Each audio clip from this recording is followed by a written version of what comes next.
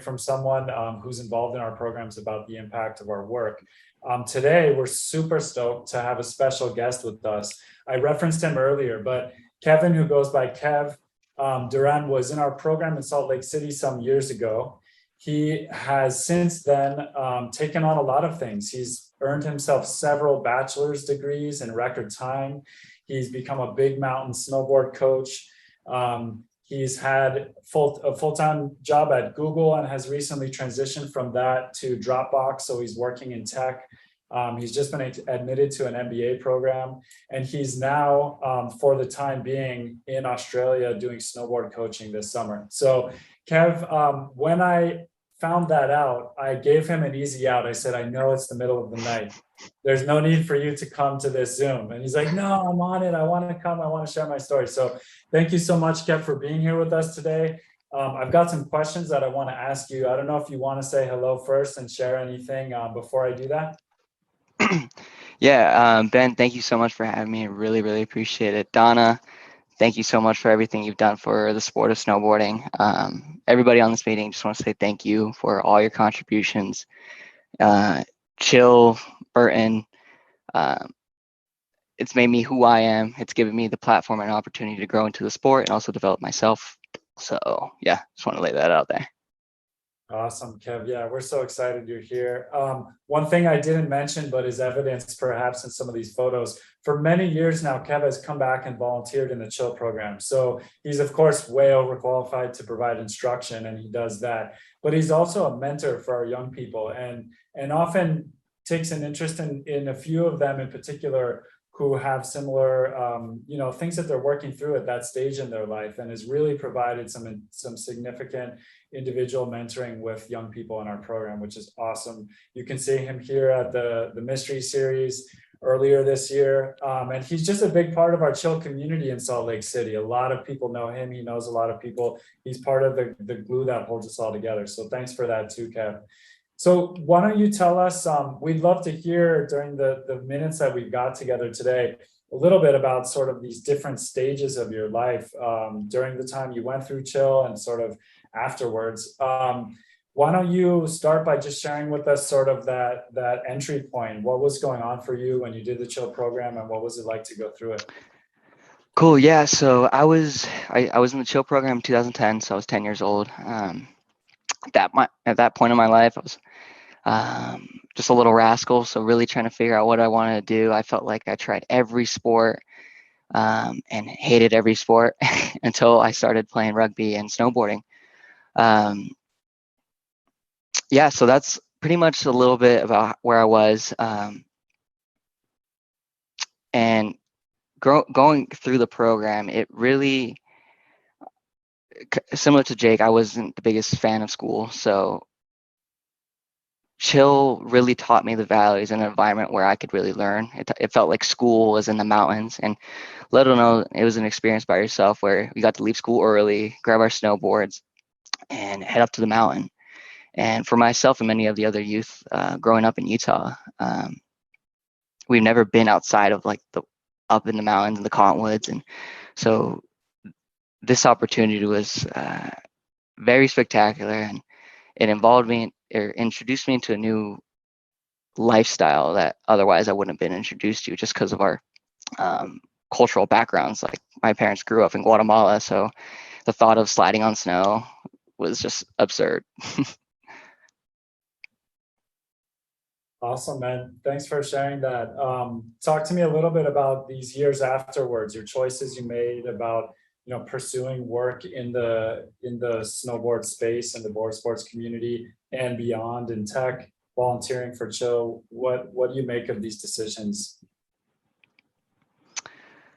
What I make of these decisions? Yeah, I feel like I got my degree in business, and I felt like everything I learned in school I applied to snowboarding. So everything that I learned in my business classes, I'd apply it to the Chill program. And how Chill really impacted me was I had to be a mentor. I have to live live these values meaningfully to share these values to these kids. coming to Australia was honestly one of the hardest decisions of my life. But to me, that took courage. I had to move halfway across the world, leaving behind my friends, my family, my dog. But it was this decision that I made to myself that after school that I was going to make it out there somehow, some way. And yeah, that's like, I'm here now fulfilling a promise to myself, to my younger self. That's awesome, man. Thanks so much. A couple more questions for you. Is there anything you could point to that sort of inspired you to get back involved in chill? What was it that made you want to do that with so many demands on your time, and you're earning money, you've got a demanding job, you've got also the snowboard coaching you want to keep up with and do? What brought you back to chill? What goes around comes around. That's the motto I kind of live by, and chill is a part of who I am. So any single time I see it, the chill schedule drop, I'm instantly adding into my personal calendar. Like no matter what, like chill's just a part of me, and I gotta be there.